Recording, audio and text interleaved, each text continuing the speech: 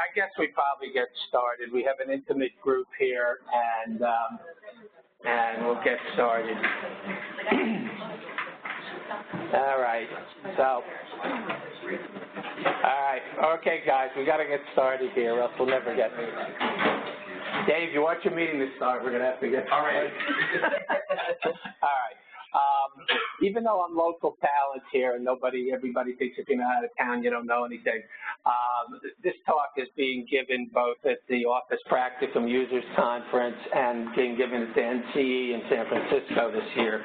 So I may tune it up a little for those talks, but the nuts and bolts are going to be the same. And this is a huge problem, and it really is big. I can't tell you how many cases I've looked at where the record is the death of the physician. And it's just scary. And the other thing I'll mention about what EMR has done to record keeping is that in the old days, when old guys like me used to chart PE 0, it used to be that if you didn't write it, it didn't happen. Now, if you did write it, it didn't happen, okay? Because everything is boilerplate and no one trusts a single thing that's in the chart because it's just one click away and nobody does what they write. So it's a very interesting paradigm shift. So we'll talk a little about that. And just for background, obviously everybody knows here I've been here since the beginning of time, and 34 years now.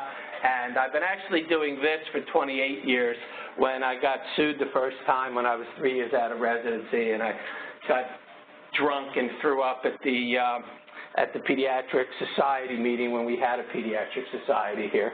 And since then I decided that being the control freak I am, I decided that the best way to cope with this crap is to get some control over it. So I read a bunch of books on medical malpractice. I went to a medical legal cruise and learned a whole bunch while getting my CME, and I offered my services to some of the insurance companies. I got a couple of defense cases a year, and then starting in 1999, I did 12 years of that, and then starting in 1999, I discovered the internet and advertised a bit. And since then, I've gotten more and more popular, unfortunately, mostly plaintiff's cases because it's easy to get defense witnesses. So I do plaintiff's cases, too, now, probably 80-20 these days. And but the good news is that lawyers take about 5 to 10% of the cases they're presented, and so they don't even get to an expert, and I kill at least another half of them before they get anywhere, saying you got no case. So, you know, I can delude myself into thinking I'm performing a service somewhere. So, but I think if you're honest about it, you are. But needless to say, I really know what I'm talking about. I've done over 350 cases, and certain themes repeat, and EMR has really changed everything. Okay, and this is a quote from Healthcare Leaders Media that basically says that the translation from paper to EMR has not only the potential to do good, which in my opinion, which I think most people know is still potential and not reality, but it has a lot of reality to do very bad things, which is far more of a reality than the good. And that just goes not just for legal stuff, but for the quality of care and everything else. So this is the way I look at EMR. This might hurt a little, and I think that's the case pretty much everywhere.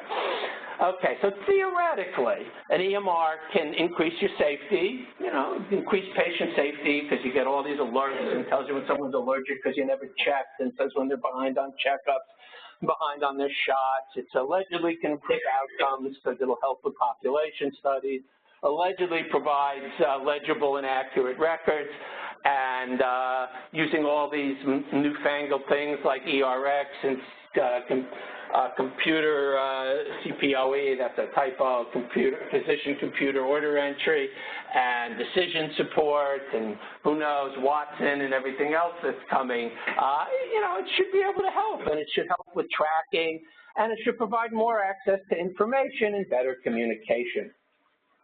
Unfortunately, on the other hand of that, it can decrease patient safety and contribute to poor outcomes.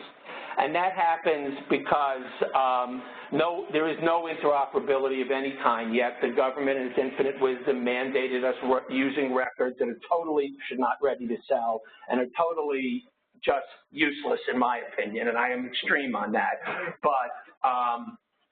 But they don't talk to one another, so you have no way to really have any kind of contact with your specialist or with anybody else unless you're all on the same system. And even when you're on the same system, the contact isn't so great. But more importantly, when it comes to this particular topic, it creates unrealistic expectations, is that everyone expects these records to do what they theoretically can do. And when they don't, there's a lot of unmet expectations, which is a problem, particularly if you're on a jury.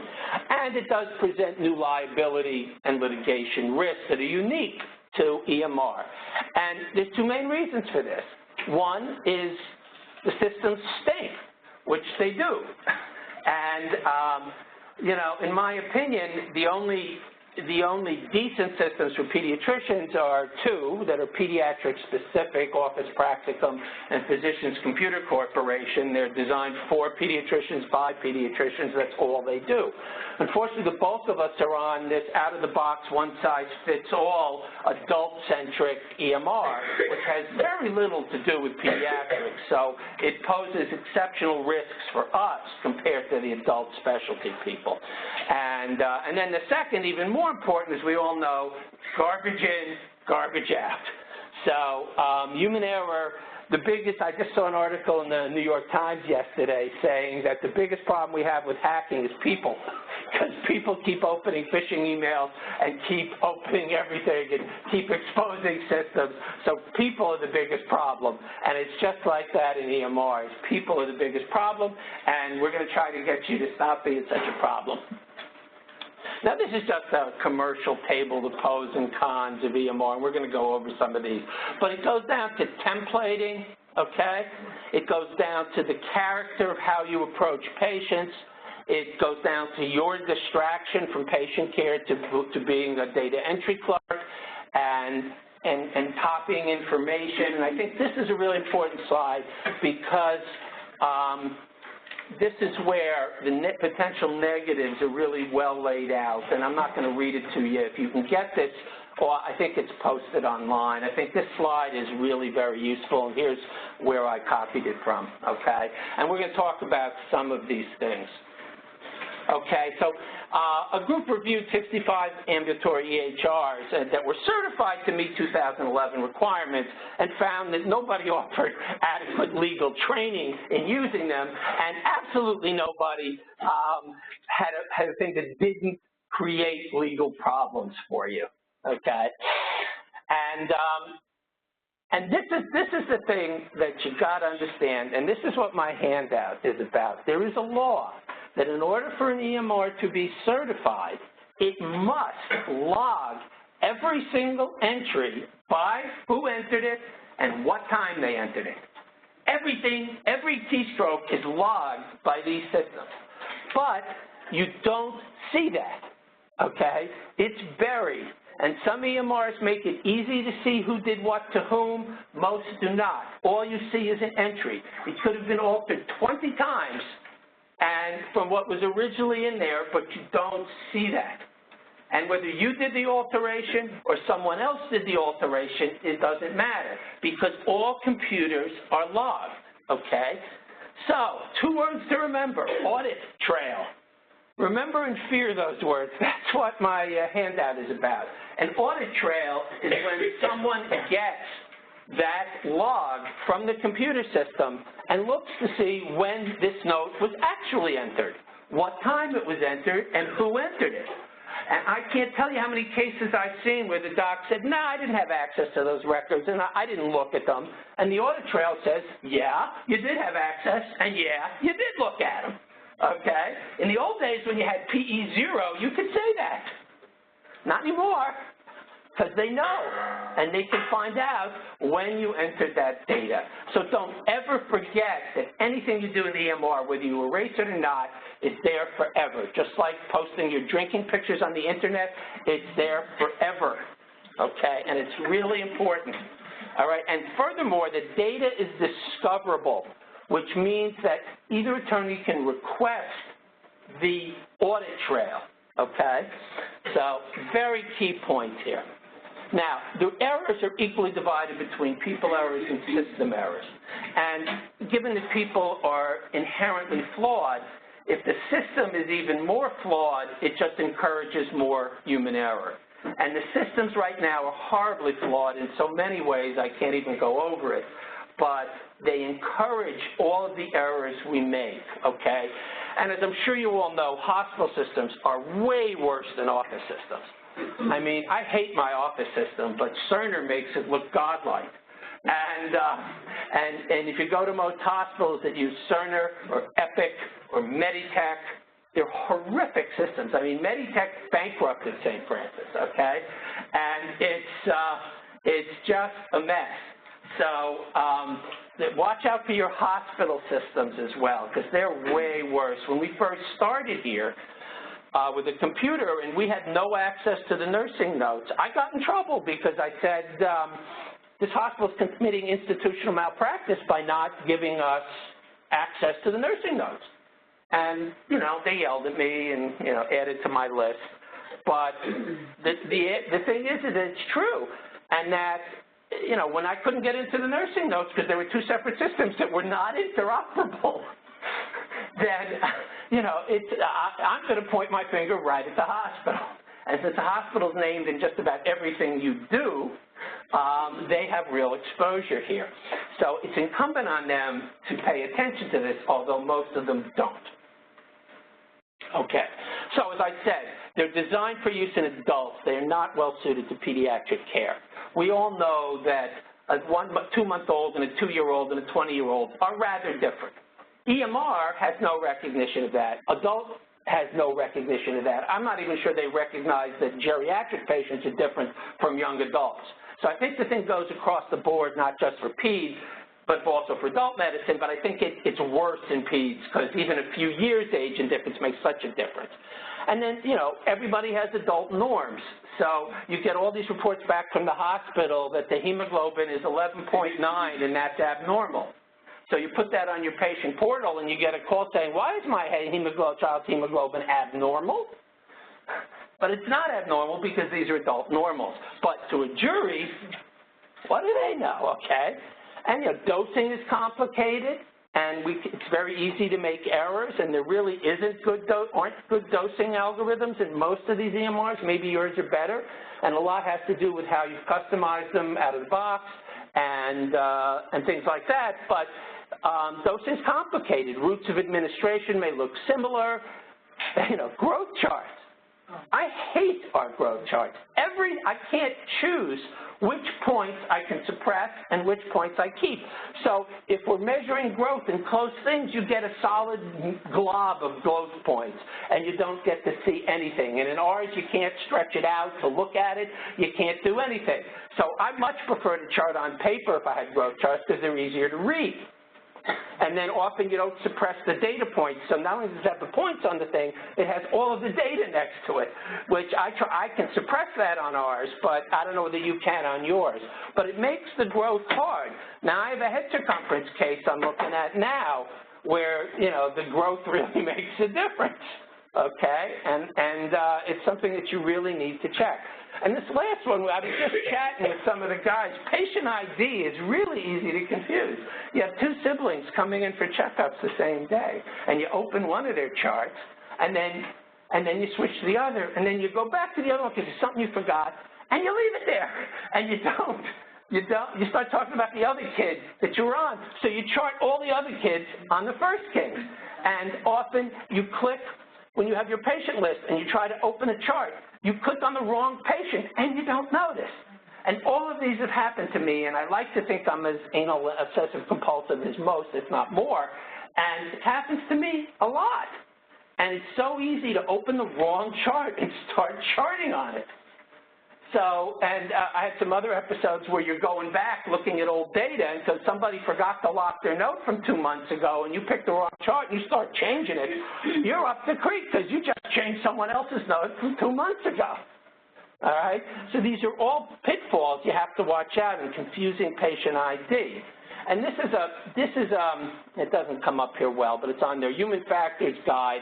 They interviewed me to prepare this paper on the problems with pediatric EMR, and we chatted a bit about a lot of these things, and this sort of came out in that particular paper, and that's on the slides that are on the portal, the education portal here. Okay, how do you draw an owl? You draw some circles, okay? Most EMRs out of the box. And then two, you draw the rest of the owl, okay? That's what EMR is. You buy a chassis, and then everything, you wanted doors? That's extra. You wanted engine? Oh, that's extra too. We have to customize that. And that's much worse with hospital systems than with office systems, but it's really important because there seems to be only two steps, is you get the thing and, okay, you fix it. Unless you want to have us change it, which costs you an arm and a leg. Okay, so let's go to some specific things. It's templates. Everyone loves templates. I had templates when we had our charts on paper, and it's like paper templates times 100. And the problem with templates is, first of all, you cannot customize out-of-the-box templates. I mean, some people are just lazy. They don't customize those. So I had a case in Philadelphia where the doctor in the review assistance for a 2-month-old says denies smoking, drug use, and sexually transmitted diseases because he was too lazy to even look at the review assistance because, of course, even though he documented it, he never did it. So you better look, I would look at your templates and see what's in there, because I guarantee you plaintiff's expert will, plaintiff's attorney will, and they'll make you look like a fool, okay? And then when you do customize your templates, you don't do it carefully enough. Or if you're in a big group and you're pediatrics and you're bottom of the food chain, they get customized for the bulk of the people there who are adult. And yours don't get specifically customized. So you have to insist that yours gets specifically customized for children, or if you can do it yourself and you're computer savvy, then you can create your own that is specific to you. Yeah. What I have noticed, though, and I want your opinion on, is, like, for example, I do the templates for our group, and I've gone back and forth with different things, because sometimes I'll say, okay, like, say I'll make a template for sore throat. So I'll try to template so that the person, like, has to document that section for the review of systems. But then if I go back to later notes, I'll find, okay, what it ends up is, like, then there's nothing there. Absolutely. So I keep trying to change it, or, like, even with the physical exam. So, or what I'll find, like, say in the physical exam template or something like that is, I have something that's, like, a total error, and, like, I mean, I guess, do you have any suggestions? This is people. I mean, people don't pay attention. And, I like to think we all pay attention to every trivial thing, but it's way easier just to click through. And is there a way to accomplish? The only way you can accomplish it is to do chart reviews of all of your providers, point this out to them, and then have some penalties for not doing it. I don't see any other way to do that, because people are people, and they're going to take the easy way out. And I've been here 30 years. I don't need to change. The mentality is there. So I think you have to do it. Or I'm just lazy and I don't pay any attention, okay? I think you got to point out the liability risk. The practice takes liability for all its physicians. That's why you have a separate policy. And, we have lots of templates that they even have a blank line, and people just leave the blank line there instead of fill out the templates. I mean, it's just amazing. So it's very hard to change people's behavior. All you can do is change your own behavior, and then systematically for your group, how do you get people to do anything? How do you get people to not think every visit is a 99213, okay? Oh, my coding curve's like this. Everything's a 99213. How do you get people to change that? It's very hard. Okay, and so, the custom templates, you can do your own that may have some problems with them, but this is the worst, is the ones that carry forth all the data. Now, that's way worse in hospital charts than it is in office charts, but what irks me so much about ours, and I don't know if it's true about yours, is you can't customize a specific family history to a visit. So in other words, if you click family history, the entire family history comes up, not the part that's specific to yours, your visit. So I just ignore it and retype family history now, because I can't get a family history that's relevant. And if anyone does a coding audit and your family history is not relevant, they won't count it. So it has to be relevant. So I do it by hand, so much for the EMR and clickability, okay? And when you carry forth all the data, it gets difficult to know what's relevant. So when you get down to it, again, my opinion, you can have your own opinion. The sole purpose of EMRs, they're currently designed, is to document upcoding. That's its only purpose. That's the only way it was designed. It was to increase revenue for the provider. That's it. And that's the way it's designed. That's the way it was intended to work. It has nothing to do with quality. It has nothing to do with better care. It has everything to do with coding and finances, and that's why this happens. Yeah? A question about family history and social history. Sometimes in our group, you see a patient you've never seen before, and although it may not be relevant to that visit, you want to see what the past issues are in history or social things. So even if I don't ask the patient myself, but I'm reviewing it, would that still count and be relevant? Well, first of all, if it's an initial visit and you're coding an initial visit, you have to review it or else you can't code an initial visit. So it would be entirely appropriate to put that through. But if you have a kid who comes in and has a lot of history of rheumatoid arthritis, and the kid has a joint or something else, you click on family history and you get everybody's cancer history, you get everything. And you didn't ask those questions, but now it's documented. So I end up free texting it the stuff that's relevant. And I click on it for coding purposes, because that's what this is designed for. But I think you have to write your original thing. But relevancy is really in the eye of the beholder.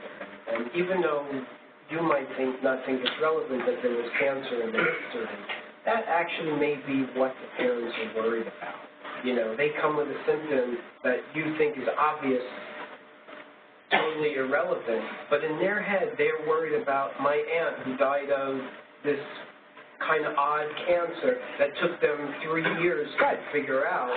That may be relevant. But how does the EMR help you with that? That is something you should be doing with your history. But what EMR does, and this is probably in a subsequent slide, but since it came up, EMR turns a medical chart from a narrative history into a collection of lists, okay? It is impossible to determine, in my opinion, what goes on from a collection of lists. There is no narrative, and not nobody, but few people free text anything because it takes too much time. In order to be relevant, you can, free text on the history of present illness and what's going on in the house at that time if you're thinking about infection. You should. And you should, You should. That's what it's tailored for, But it's not enough, with the nurse touching the review of systems and you're not asking the questions, So but that's what happens because of the way the system is designed, and you can fall into all sorts of traps, which we'll get into, okay? So, as I said, it forces like hand entry, which is a lot of work. And it causes useless repetition of data forever. See, I review hospital charts all the time, and you get an ICU note, and the kid's in the ICU for 30 days. You get the exact same note for 30 days with maybe a word changed here or there that you can't tell because it wasn't bolded, highlighted, or underlined. Okay.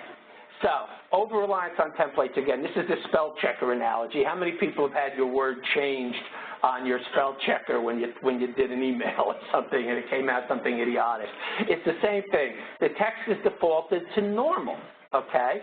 So when you check normal PE, all these notes come up that says, I did this, I did that, I did this. And the reality is you didn't do that. I can't tell you how many cases I've seen where a kid has a retinoblastoma and he's about ready to get his eye enucleated and it comes up red reflex normal. Okay? That's what comes from box checking, all right? So, and you cut and paste old stuff, and you tend to use the template as the standard of care. Now, obviously, if you have a good template, it probably is, at least in your estimation for your practice, the standard of care. And the hope is, as you said, is to get people to do at least what's in that template. but most people being people just check the box and don't do it. I mean, I just saw a case where a kid was getting their hip done, a missed hips case, and the kid was getting, an open reduction and a hip spica cast, and the doc didn't even bother, they template hips normal. Okay? I mean, it's just scary. And this, I think, is very important, not documenting your thinking. Just because this is a collection of lists, nobody writes down their thoughts. And in your assessment, you better write down your thoughts, because if you don't write anything down as to what you were thinking, you get, doctor, what's a differential diagnosis? And did you construct a differential diagnosis in this case?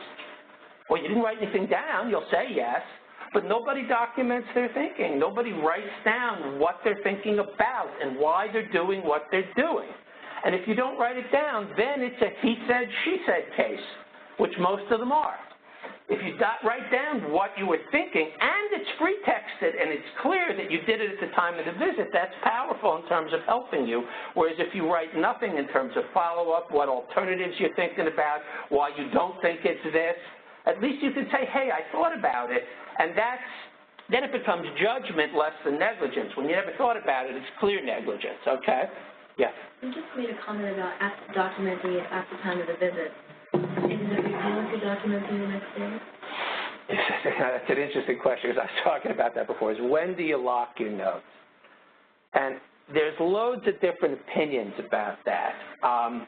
Do you want to sit and document in the room with the patient and just stare at your screen? That's number one. That's problematic to some degree. Do you want to document later, and they say, if you document it the next day and the audit trail supports it with the next day and it wasn't documented the next day after you received your subpoena, then it's probably not so bad. But I don't know about you, I may be old, but I have a hard time remembering stuff if I don't document it right away. And, but that's a personal style. Okay, yeah. It's a follow-up to this question, like, for example, me right now, I'm a little bit in the weeds with my charting, but I do always code at the time of the visit. I guess I would have to look at my system, but the system should be able to tell that. Well, yeah, each doc usually will say each entry when it was done, when you access coding. So even if my signature is not necessarily dated till like today. Well, when you lock it is when your signature is, that's when it's dated. Yeah, but if they went to the log, theoretically they should be able to. Yeah, they should be able to see that. But I think it's important not all of a sudden to write notes after you got the subpoena, because that's a problem. And we were arguing about this earlier, is that if you don't lock your charts for 3 weeks, most med-mal cases are all about credibility. They're really not about, they're nothing to do with medicine. They're mostly, I mean, sometimes if you're really negligent, they're about medicine. But most of the time it's about credibility. And if you don't lock your notes for 3 weeks, there's this great insinuation that it was deliberate and that you do that because you want to see what happened before you document what happened that day. So I think you need to lock your notes as timely as you can. Yes? I just don't think that this logging can only go one way. Right. If you don't lock your notes for 3 years, but the log shows that you entered everything on the day of the visit, I just don't see how that could harm you. No, it can't. And I think, so let's say 3 weeks from now, but you didn't actually log anything into that note for 3 weeks, and you just locked it 3 weeks later, I can't see how that can harm you, to be honest. And I don't, again, since the log is in the background, you're going to be helped or harmed by that log. Not necessarily when you actually, again, locking the note is making it so no one can make changes. However, anyone who makes changes, you'll be able to see that in the log. None of these things is a one-way street. But when you look at what actually happens is nobody closes their notes till after they get the subpoena. And you're right, it can help you saying, hey, I did look at it right there, just like I said. Mom said I didn't tell her, and look, I documented there. So it can help you. There's no doubt about that.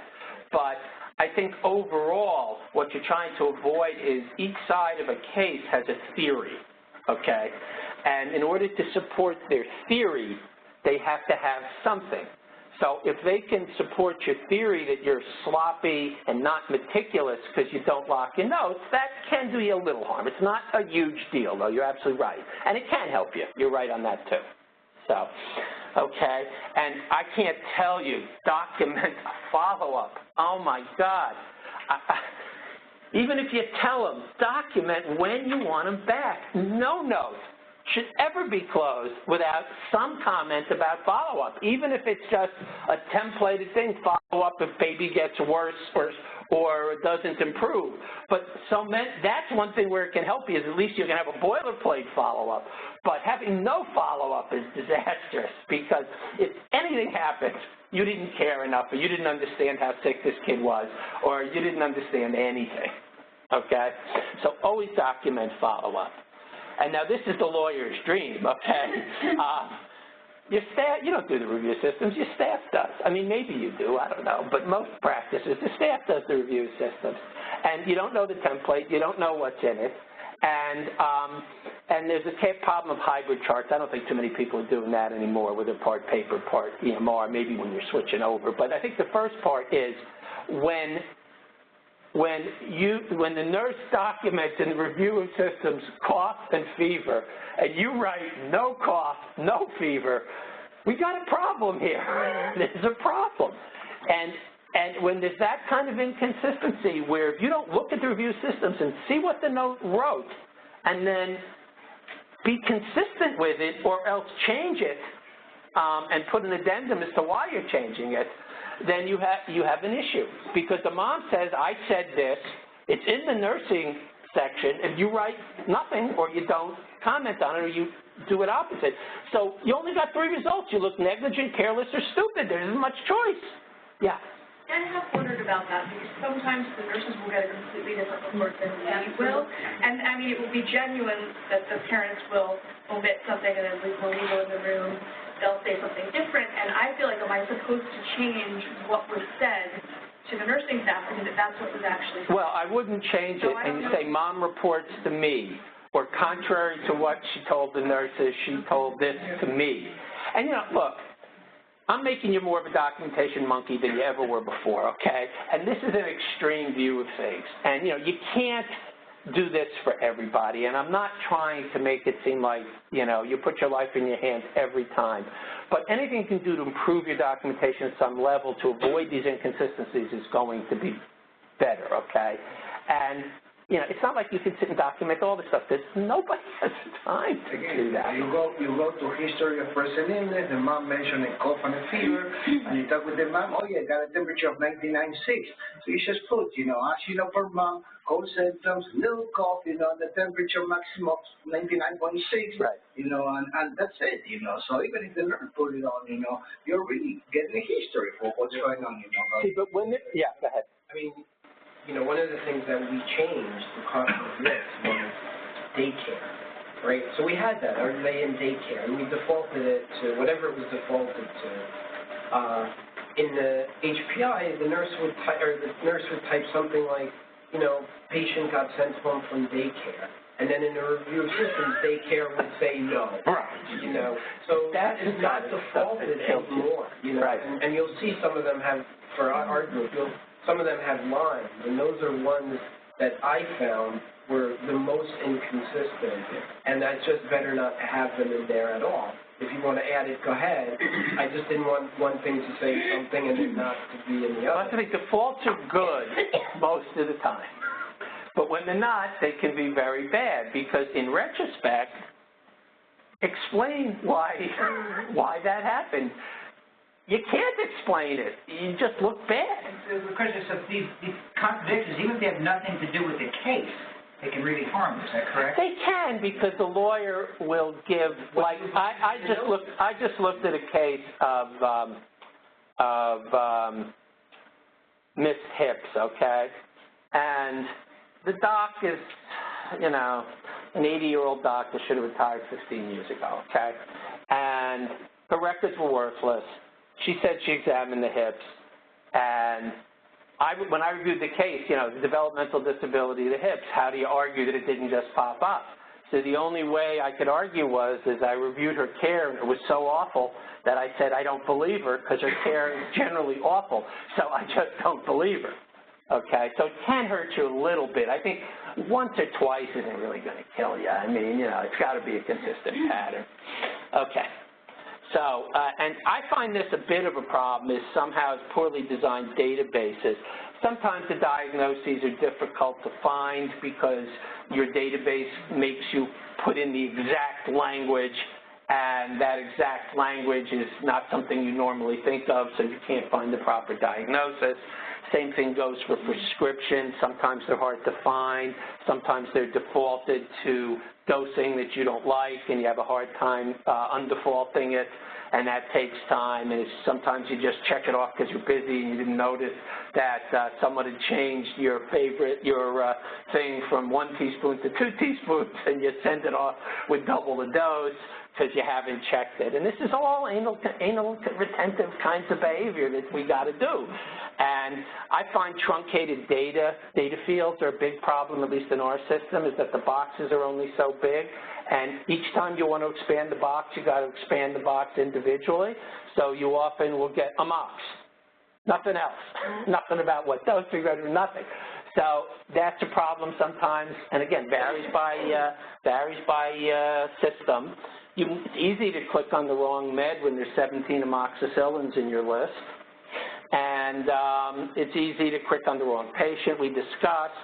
And it's also the wrong data service if you're going back and you're looking and the doc didn't lock the note, then you go back and make a change thinking it's today's note, and then you're stuck, you change the old doc's note. Okay, now this one has become more and more of a problem, is tracking. Unfortunately, with these EMRs, the expectation now is that as the doctor, it is your job to make the patient go. It is your job to make them follow up. Fair, unfair, doesn't matter. Your job, okay? And if the patient doesn't follow up, you will be blamed. And in New York, at least, you cannot, by law, accuse a parent. Parents' behavior has absolutely nothing to do with medical malpractice in New York State.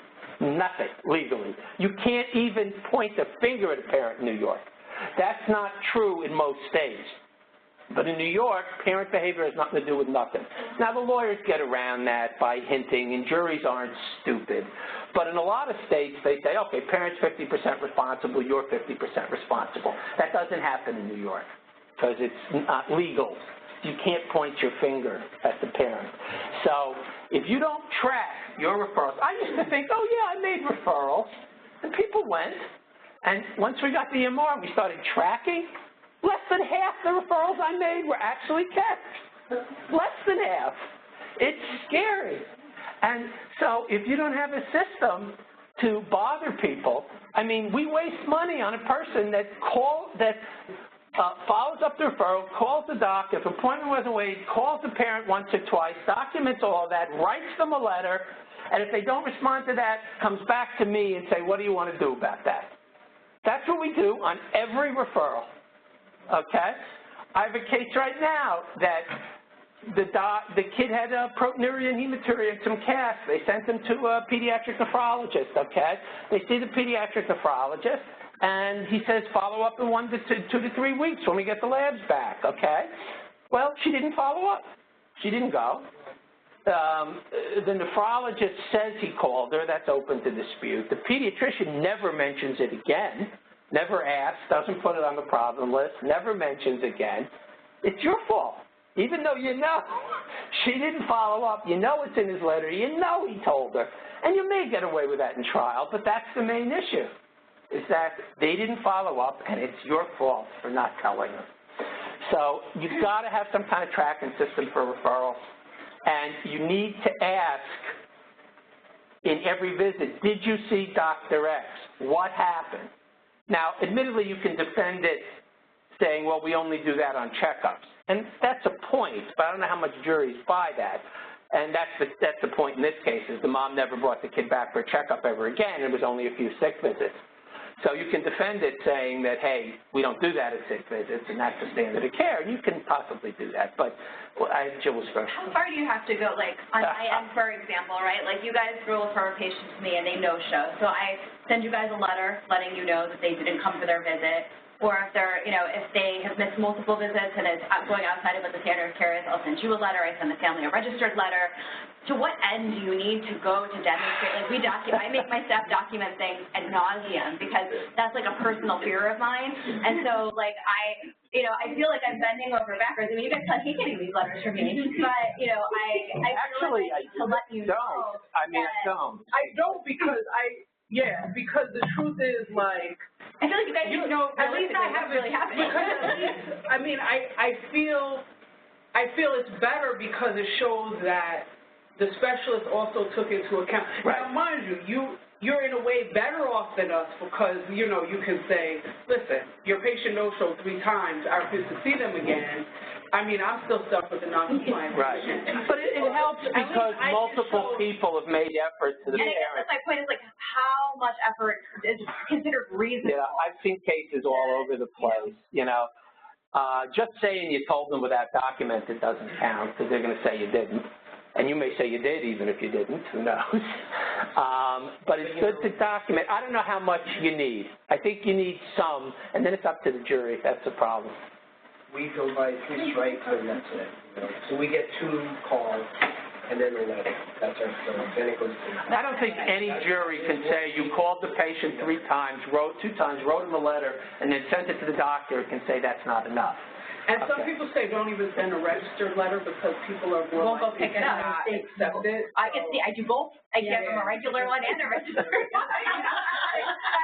And I mean, it's obscene that you're the mommy and daddy and you have to assure that they follow your directions, but that's the way it goes when they have it. Really don't for this in New York State, but It's everywhere. It's not just New York State. It's everywhere. in New York State, it doesn't matter. You can't. Well, that's the law in New York State. Why though? How does Why? Why is it the law they have to call us in the middle of the night? I mean, you know, idiot legislators. That's the only way I can explain it. Yeah. You've done 2 calls, you've sent a letter. What's the next step after that? Well, I usually call them. If I can't, I put a note in the chart saying remind the parent, and we have a little note section. I put a note there saying remind parent to go. And frankly, if you think they're negligent, you should report them to CPS. I have no problem reporting people to CPS who I think are doing their kids harm by not following my instructions. Well, there are different kinds of referrals, okay? So we've been doing this for a while, right? So there's the referral that the kid says, you know, I'd really like to see the dermatologist for my acne, you know, and they never go, right? So we still go through the same process. But you know what? I just close that out. Yeah, I don't pay any Then there's the referral that, you know what? I think this kid may have something cardiac-wise or something like that, and, you know, they had a parent die young or all this stuff, and we talked about it and we referred to cardiology and it never went. That's a whole different story. Then I get on the phone and I talk to them. Our problem is there have been multiple times when we've had that patient, and despite us calling and sending letters, they've been in over that time period 3 or 4 times, and nobody actually knew that we were trying to do this. Because they saw a different patient, it's not so easy in our system to see that someone was referred somewhere, you know, and they're coming in because their ear hurts, you know, and we're getting no response to the phone calls and the letters, and yet they've come into our office and we haven't actually asked them about it. Well, my one thought would be, I don't know what to do about that. I can make this suggestion just off the top of my head, is have the person who's made the 2 calls put in the secure note section, Mom has not gone to referral. So at least it's in front of your face when you come in. That doesn't mean anyone's going to look at it, but it's at least in front of your face. I feel like that was like... That was my question. Signature and date, like initials and date is really helpful, because it says 2012, you know. It's so frustrating, though, because it's like, I mean, you know, it's like human error, like, just drives you crazy, because as you said, you know, it's like, you can have alert there, it opens when the patient, you know, goes in the chart or whatever, and you know that, like, either no one looked at it or you're clicking past it. It's like, it's people right are people. there. I don't know what to tell you about that. If someone is practicing bad medicine, unfortunately, your corporate entity is responsible for that. And, you know, it'll come home to roost at some point. And, you know, the other thing is we don't do this, but I'm sure there's some alert system that would pop up every time the patient comes in. I don't think we do that, but I don't know if we have it. But that's one way of doing it. Yeah. Yeah, you mentioned about secure notes, number one, that's discoverable. And number two, internal memo, communications, emailing. That's discoverable. Different locations, is that discoverable? Yes. I don't know about the secure note. It probably is discoverable. Every EMR has some blind areas that are not tracked and are not. Maybe. And I know for our EMR, those notes are one of them. Okay, that's not recorded or logged in. All right, but like here's one. I had a case where they sent the doc a letter, and it's in his note. They sent him a note saying patient didn't follow up. It's sitting in his message box or his lab box or his referral box, whatever you have, for 18 months, and he hasn't looked at it. So he got nailed. Okay, he got nailed. It was very clear that he's negligent because he doesn't look at his messaging. So, you know, it can help or hurt you. You know, some of this is a process, too, because, you know, with us, we didn't know even that we had to look up the labs that people didn't go. So when we finally realized that, we had 2 years' worth of labs to go back to and referrals and all of that. So this is new for everybody. Yeah, it's a nightmare. This is doing stuff that we could never do and never thought of doing on paper. And never had time to do then, and never have even less time now. You know, but the thing, I find that though that's true, like, I mean, in some respects, I think EMR helps you in that sense because, you know, looking even over the years on paper, we constantly had the conversation about having a tickler file and blah, blah, blah, blah, blah. And as you said, never got it together on paper either. It's a little easier. Well, the expectation now is, hey, it's automated. Do it. Why don't you do it? Yeah. That, you know, that's the automation. If you have a tickler file and you don't follow up. Well, yeah, having a process that you don't follow is worse than having no process at all. I'm just going to tell you that. Don't create a process unless you plan to follow it. Because once it's there, you don't do it, that's negligence on the face, okay? And I got to move along here, but, you know, the specialist sends you a note saying, I got this lab, and I'd like the pediatrician to follow up on it. You sign the note, put it in the chart, never read it. Okay? If there are things in the chart, if your specialist makes a diagnosis, you need to put it in the problem list. Okay? Like this kidney case, they didn't put the hematuria proteinuria in the problem list. So they never knew. And I just love seeing a cystic fibrosis kid who I'm seeing for a sick visit and nobody bothered to put CF in the problem list and he comes in with a cough. Gee, who looks like an idiot then? Okay? Not the person who failed to put it in, but me, because I don't know. All right. And, you know, you mark over reviewed and don't take any action. Or you take action, but then don't document it. So, again, this is not meant to make you totally insane. It's just asking you to do a little better, okay? Well, we went through this, follow-up. Now, there's a problem in our system. When we get a lab, I can document it in the telephone encounter. I can document it on the lab page. I can document it in a third place. Everybody documents it in different places, so no one knows where to look. Okay? So there needs to be some routines because all these EMRs have so many functions that are useless. You get lost in the functions and don't pick the things that are useful, okay? And we went through all of this. And, you know, this is an interesting one. The last one is high-risk duties. Everyone should get a flu shot. That's the recommendation. So if you get an asthmatic who dies from the flu, and there's nowhere in the chart that you ever discuss flu vaccine, I got news for you. Someone's going to bring that up if you're sued. Okay? So you really ought to have and we try to do that. You know, we did, you know, due for flu, and then we have a place that refused by parents. So at least we have that. Can I ask a question about that? This came up in a small situation that we had. Even with that, like I'm thinking about that recently. That I don't tend to always put it in my note that parent refused flu. But we also had a situation where the parent got highly offended because it came up in their note or whatever that went to school that said, you know, parent refused, you know, such and so vaccine. You know, so you get... My answer to that is tough. Your decision, I'm just documenting. You don't like it, find another doctor. I have no problem with that at all. Now, other people have problems. Frankly, if they're doing something stupid, if you don't mention it, it's your problem. Don't make it your problem, it's their problem. Okay? That's just my opinion. All right, alert fatigue, we all know this. I don't think I've ever looked at a drug interaction that's come up in our system, ever, because 99% of them are worthless garbage. So you don't look at any of them, and you don't look at the one that says the kid's penicillin allergic before you give him penicillin. And it's just terrible because the alerts are so general. You know, if a kid is on albuterol and someone writes Dimetap in the chart, it comes up, can't give Dimetap because you're on another study. I mean, nobody looks at those things because they're worthless. So it's a real problem. Okay, alteration of records we talked about. And if you make an addendum, you really should mark it as an addendum. Even if the note's closed, you have to mark it as an addendum. But if the note isn't open, you should mark it late entry. Okay, just so you know it's late, and they did that, trying to erase records, which obviously nothing is ever erased from an EMR, and not sending complete records. I don't know if you saw this, but the government just said that there basically is there's absolutely no excuse ever for any reason why you should not give patients their records for free. Period. That was just published. Whether they pay for it, they can request your EHR, they can request it by email.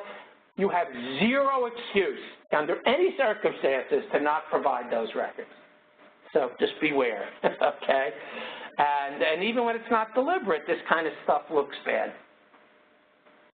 And this is where EMR kills. I'm running over, but this is where EMR kills. It's a difference between boilerplate information. There's a difference between information and data. The biggest problem with EMR is there is so much data but no information.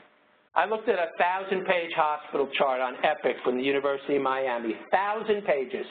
When I got through that, I had a half a page of information out of that 1,000 pages of boilerplate.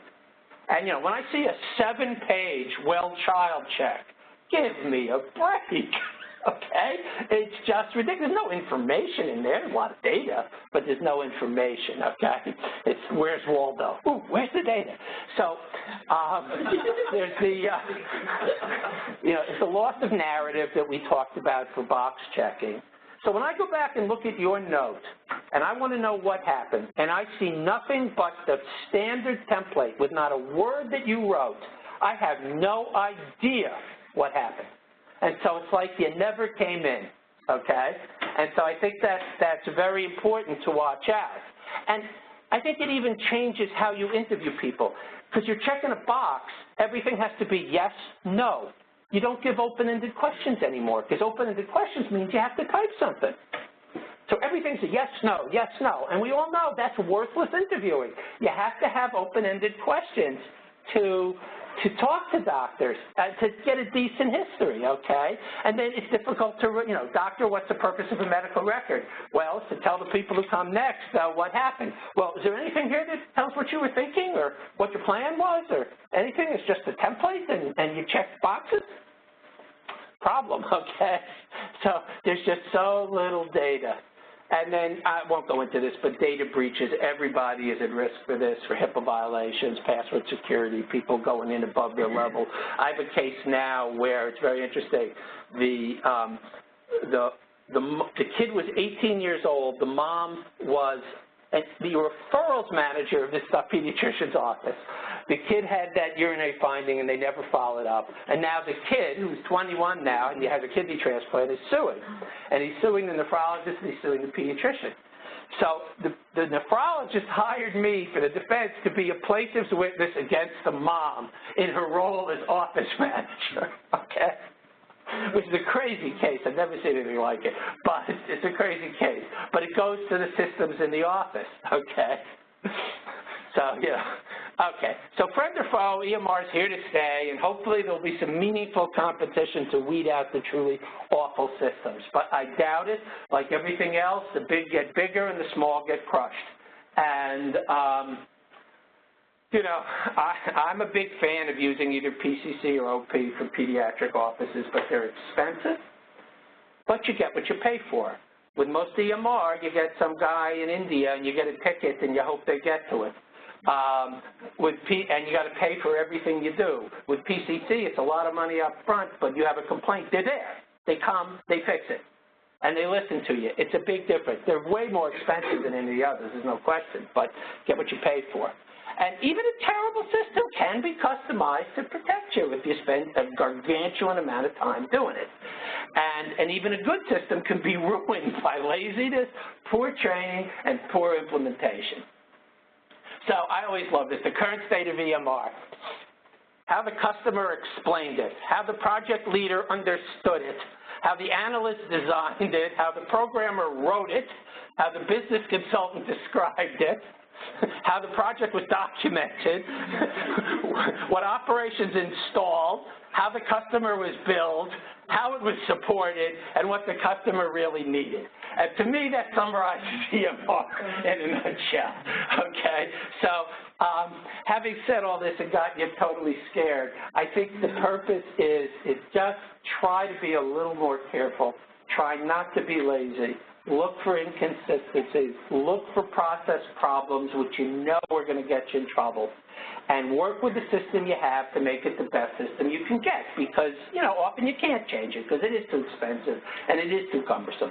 So just do the best you can with the system and don't document it that you did red reflex if you didn't do the red reflex. Can you say, you mentioned earlier about penalties, and do you have any thoughts on penalties, what penalties you can legitimately institute? Well, you know, I mean, you're on the same listserv I'm on, but, you know, you listed some practices tell their providers that, hey, if you don't document your chart, you're not getting paid this week.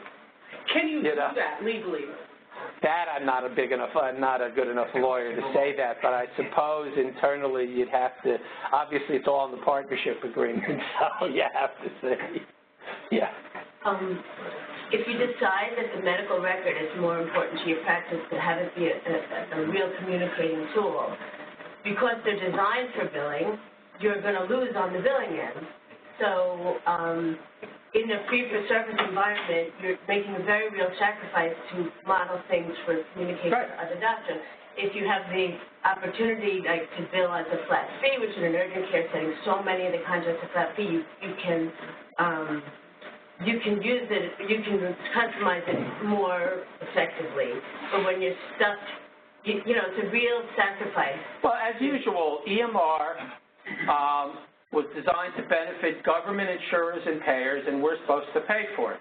That's clearly the main reason behind EMR. So as you try and push that line so that it's better for us, you will lose. Well, I'll tell you, you know, I didn't even mention if you did the PRI course the last couple of years. Yes, what's your chief complaint? Yes. What about that? Yes. You know, and that pisses patients off in a big way, and it makes you less desirable. And you know, I find very often I spend hours after charting, which I really hate doing, and I forget things. And so it's dangerous to do that because it really interferes in so many ways. But there is this issue, and I'll mention it, and it's expensive, but a lot of pediatric practices and the ER hire scribes. That's their job, to document what you say. So all of a sudden, you're no longer a data entry monkey anymore. You can actually provide patient care. And I think whether a scribe is worth it or not depends solely on whether you can see extra patients because you're more efficient by using the scribe. If you're not more efficient, then scribing is just another sunk cost with no benefit. So if you're so busy you can see more patients, then a scribe may help you. It also may make your mental health and your heart better and prolong your career. But, you know, but who knows? So scribing is the way to go. I know a lot of people, not a lot, but I know a lot of people around the country who do scribing and would never go back. but it's a personality thing, it's a financial thing, and you have to decide. Yeah? You didn't mention Dragon, is that good or bad? Dragon? I don't use Dragon. I guess it depends on the implementation. I don't know about you, I don't want to dictate a note in front of the patient. Now, maybe I'll do it afterwards and hope I remember. I would never dictate a note in front of the patient, but that's me. I think if you find a way to integrate it in your system and you don't have to type all that, but I think pitfalls is templating, because Dragon is all templating that you're filling in blanks. It's like a Mad Lib that you're constantly putting in the blanks. So if you're not going to proofread your template and customize it that encounter, the same pitfalls as clicking boxes. So, and the other thing I would highly tell you is customize what you do with a visit as much as possible. If you just click normal exam and your normal exam comes up, you really need to do something for the relevant parts to show that you did them. So you should highlight the hip exam on babies. You should just highlight, bold it, underline it. Even if that's templated, you should do something to let someone who reviews later see that you actually did this and it wasn't just a cut and paste. So, and I do a lot of free texting, because I've learned how to type. I can't use an iPad because I can't thumb it fast enough. So I type, I use my own computer, and I do a lot of free texting. It takes me a lot of time. It's cut my productivity 50%. So, I think we better yeah. move on. Thanks. Sorry. All right, I'm going to retire. Get in line. Get in line. Thank you.